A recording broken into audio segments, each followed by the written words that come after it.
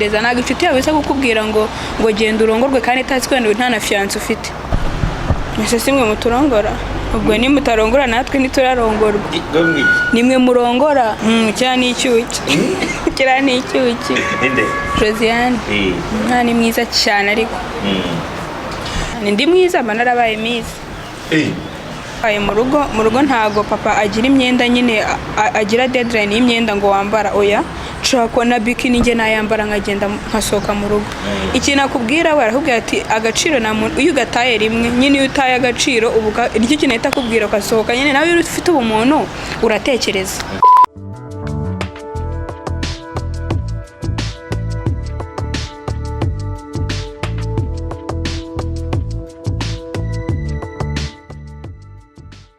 Tuzano kubifuriza amahoro y'Imana bari mu majyepfo amajyaruguru y'Iburasirazuba n'Iburengera bwaryo by'umwihariko abari mu girwa hagati wa Kigali umwaka mushya muhire kugeza uko kwa mbere kuvuyemo ntagenza reka kubibabwira. Ndi hamwe n'umwari mwiza umuntu wavuze ngo abari b'i Rwanda ni beza nta hantu namwe yibeshye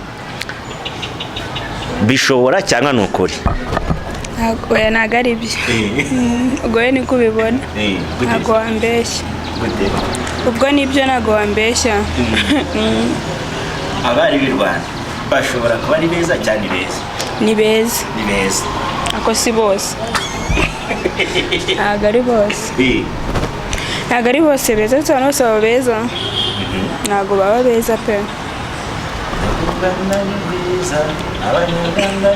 Ni beza bose ariko naga bari bose barimo nase twese turi beza reka harimo nababi nka twe nabandi ako bitabujije ko ari nabantu beza n'abantu beza barahari cyakoze uri mwiza murakoze nabwiye ngo ni mwiza namwe ngo biterwa n'urukundo biterwa n'umuntu kureba wowe ushaka kureba ukabona ndi mwiza ariko wareba undi yambona akabona ndi mubi cyane ariko Monashaka na ndi mubi pe ariko nawe urabizi kuri mwiza iyo kwireba byubona kuri mwiza mbona ntacyo ntwaye abona ntacyo ntwaye ariko ntago ndi mwiza cyane ndi mwiza manarabaye mwiza nose beza bose baba mwiza aba niyiza reka da kuri warabaye nka Josiane mwese neza cyane icyuki kira ni icyuki inde Josiane ni mwiza cyane ariko ugiye gutangira utubwira amazina umuntu twicaye imbere tugaye kaze kuri Iris Rwanda TV. Murakoze. Uri mu ntoki? Ndi mu ntoki? Ndi umukobwa. W'imyaka runaka. Wiga muri kaminuza. Mwaka wa kabiri. Bijyanye na computer science. Amazina. Amazina yanjye bwite yari yo nkoresha. Ibyo ushaka. Ukushaka kambibwire ku mazina nkoresha kuri social media ko nundi ni social media ndiho nkoresha izina bita Dayabae ivuge neza ubu se ubutubwiye amazina yawe bwite yuzuye oya ntago ari ngombwa nibamenye y'imihanda nibamenye y'imihanda manumwe gerusura amazina yawe ni Dayabae ni Dayabae bisanzwe ko ndi mwandikira abasheri banyu cyakoze abasheri bari abasheri nyine buri muntu ufite sheri abitana babe karana kabe nyine nashyizeho cyakoze sekusika ngo Dayabae niyo tugiye kuba tuganira nawe mu rugo umwana wa kangahe ndi umwana wa 3 bana 5 bana 5 ukaba ufite 2 na kangahe Oya navutse muri 2 wewe bimenye gutya. Navutse muri za 2.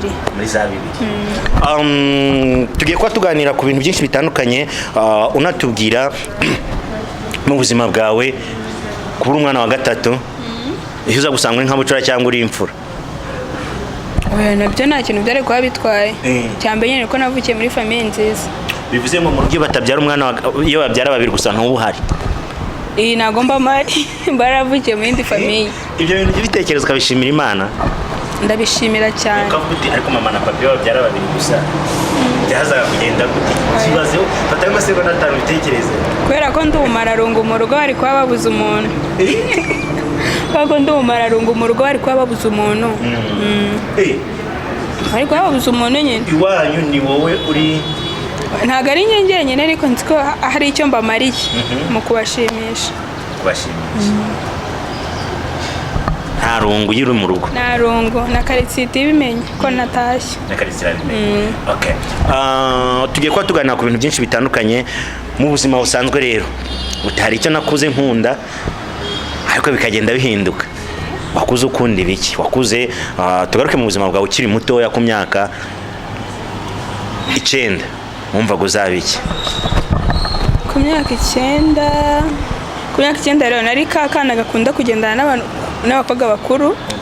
Nyine nshaka kuzaba umu grand fille, nyine ndi umuntu nyine nakuze nshaka gukura. Nyine kwa kundi umwana aba yikuza ashaka kuba umuntu mukuru cyane.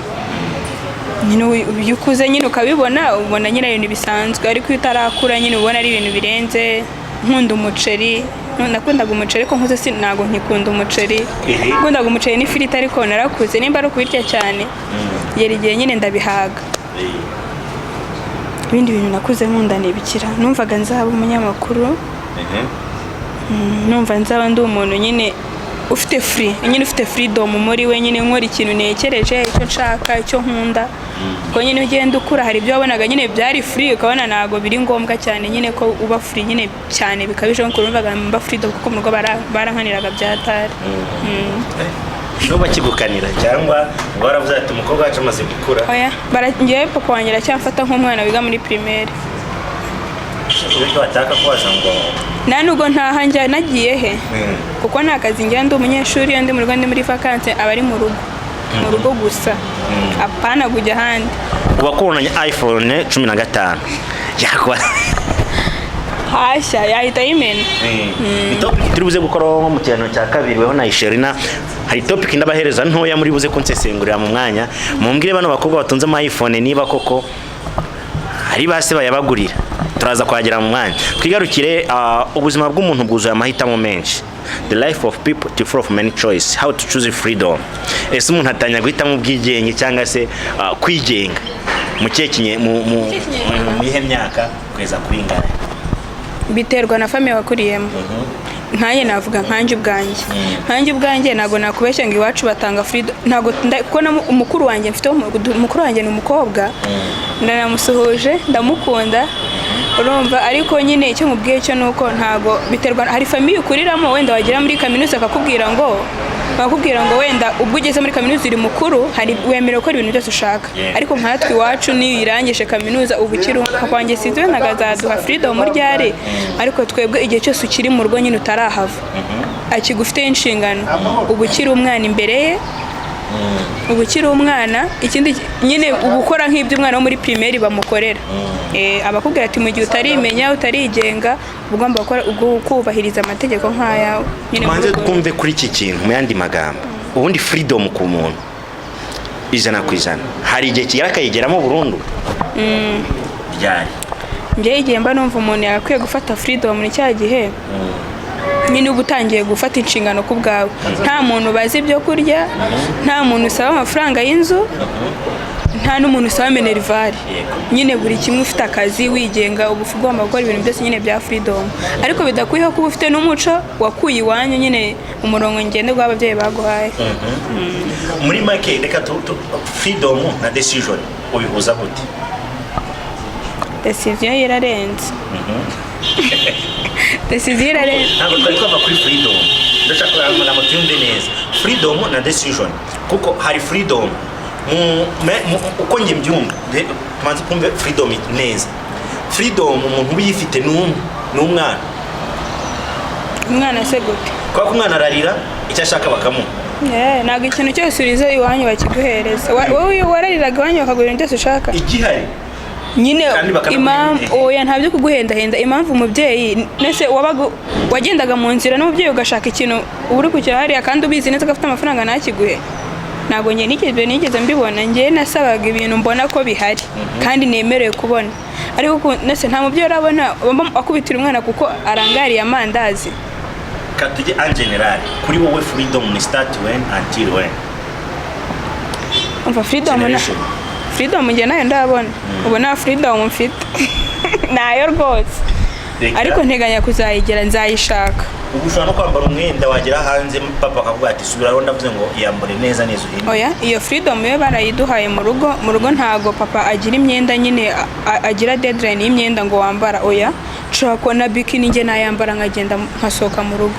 Ikintu akubwira barakubwira ati agaciro na muntu iyo ugataye rimwe nyine iyo utaye agaciro ubu iryo kintu ahita akubwira ukasohoka nyine nawe iyo ufite ubumuntu uratekereza ukavuga ati siko ko ndabyuka muri covid nigeze kwambara akantu hari udukora twa black twari duharawe hambaye papa abona ko nyine bibangamye ntiyabimbwira binyuza kuri murambwa se uri yagiye gusohoka arasohotse aragiye se koko nenzwe rano mu rugo marambwa ati injira mu rugo wambare ndavuga ariko ngiye nambaye ati ntabwo iyo myenda ari umukobwa akwiye gusohoka yambaye nyine nanjye mitambona ko byabangamiye ababyeyi banje n'ahantu ndi busohoke n'abandi babyeyi bari bubone nyine ko bibangamye ndagenda nyine ndambara nyine uko babishaka nambara ipantaro cyangwa n'umupira ndagenda.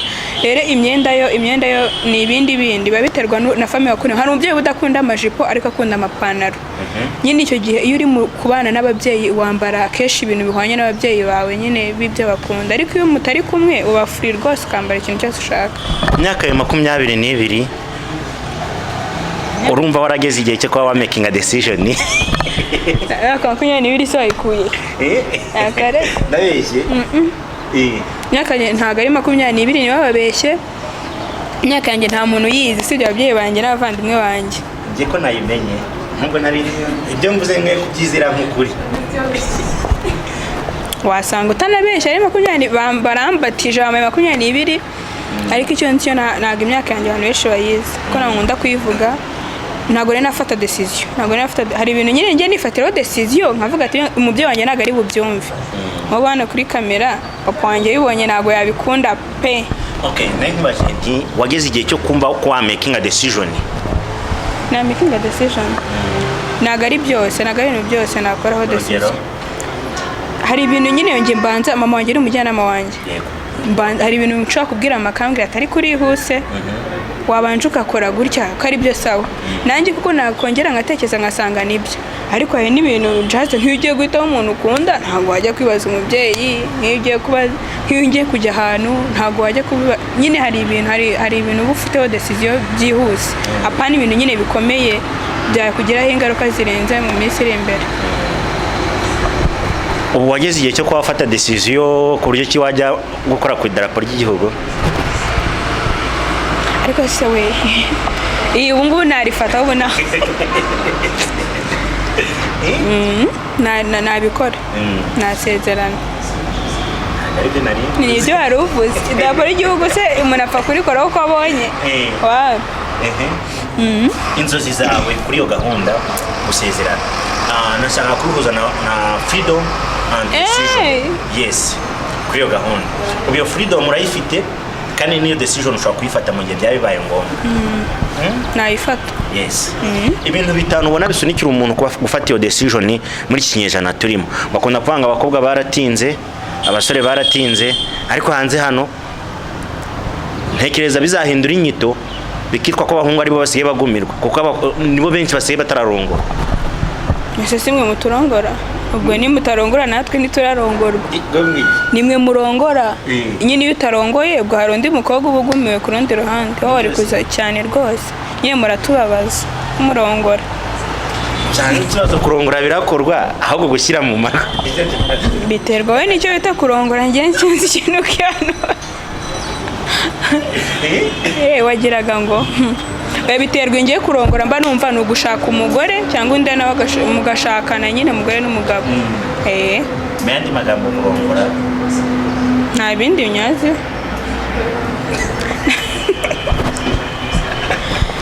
uyumvugisha ibintu bitari byo by'abantu bakunda abantu bari kubivuga bakabisesengura. Ngese ibyo bintu nta bushobozi mbifitiye bwo gusesengura ibyo bintu rwose. Nzi ko abantu iyo umuntu avuze ngo agiye gukora ukurambwa ate ugiye kurongorwa nibyo mbizi agiye gushyingirwa uyu no gushyingirwa ariko no kurongora nta nubwo mu nyigisho pasiteri cyangwa ubuyobozi bw'umurenge butanga bavaho mu kurongora. Ngiye ko navutse kurongorwa bihari ndinda ngiye navutse kurongorwa bihari bivugwa na gusa ntabwo nzi ko bisobanura ibindi bintu. Kandi nawe urumva igihe kizagira ukabikora cyangwa urabishaka. nzabikora ariko bitari vuba, ntago nakubeshya ngo ni ryari. Ni nyagasanire gutanga kiriya gihe, wowe ushaka kubishaka si ubona uwo mubikorana. ubona ari ikihe kintu gisunikira umuntu rero gufata uwo mwanzuro wo gushaka? buri muntu wese agira ikintu kimwihutisha. turi kuvugira sosiyete muri rusange. si sosiyete ni ikihe we? ubu ngubu wabaye umu influencer, twaguteruye turakuzana turakurambika hano, ibyo uri kuvuga ni ibyawe ni iby'abandi. kuvugira sosiyete muri rusange. kuvugira sosiyete rero umuntu ntabwo buno gushaka bikiri imyaka, nta myaka ikiri deadline. Kera ni gwenda umuntu yageraga nk'imyaka akagira pressure yo gushaka, ariko ubu ngubu nta pressure ihari. ubu ngubu ni wowe wifatira ukavuga ati nkawe uri ufite umwaka uzakoreramo ko abantu uzakora nka 2050 nta wamenya. n'undi aba afite ndi umupapa. ni byiza nyine, uwo ni umugisha. ni umugisha rwose. hari umuntu uvuze ngo papa kugahuru. Yes, igihe kizajya nanjye mfite igihe cyanjye.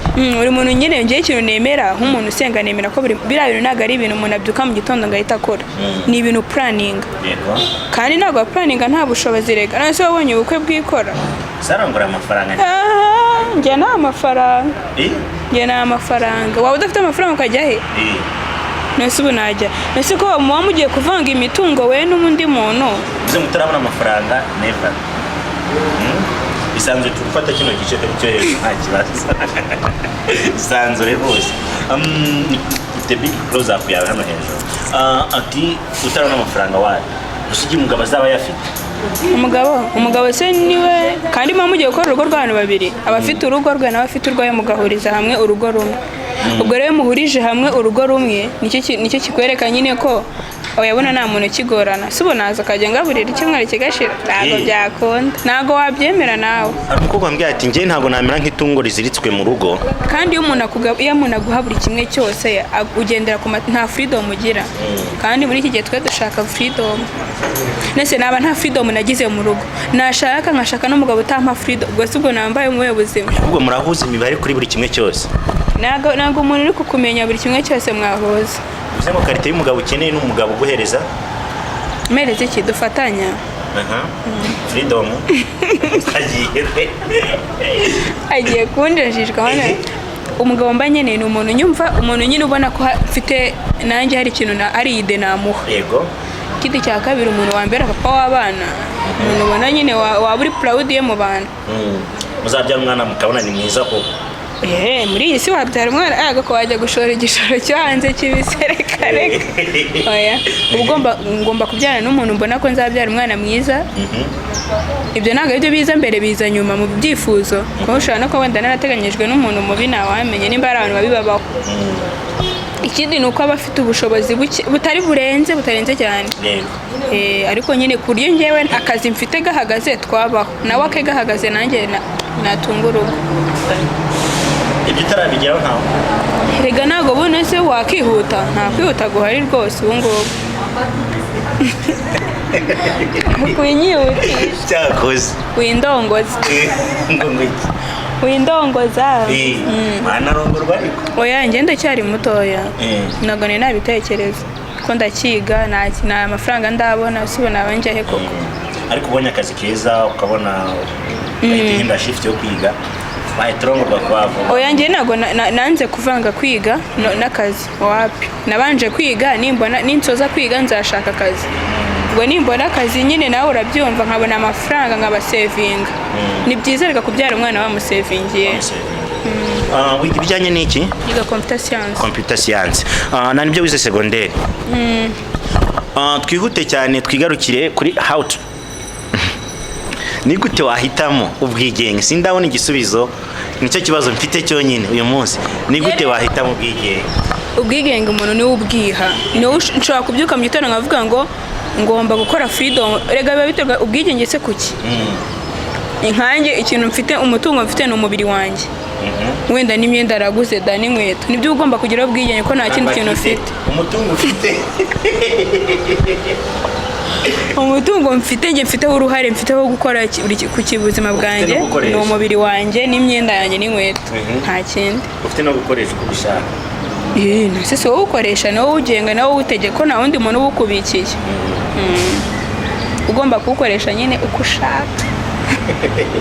ariko kantu uzi ukumva ariko niko nose umubiri wawe hari umuntu ukugengera umubiri wawe ni wowe uwugenga pe iyo ushaka urakaraba iyo udashaka ntukaraba nose urukumva hari umuntu wundi iyo udashaka ni wowe uzi ko umubiri wawe ukeneye ibiryo cyangwa ukeneye amazi ibintu byose iyo ushaka uraryama iyo udashaka nturyama ni wowe wiyicisha ibitotsi nyine ushaka warongorwa ubishaka utabishaka ntiwarongorwa hari nazo kurongorwa byo ntabwo mbizi hari n'abarongorwa batabishaka byagenze byabafashe simbizi right rero nashakaga kuganira nawe kuri iyi topic kuko hari ibintu bitatu bisigaye bisunikira abantu cyangwa bine kuba bashaka amafaranga ubwoba pressure y'abantu n'ababyeyi ibyo bintu biracyagezweho shakira ku muntu ukiri trip nyine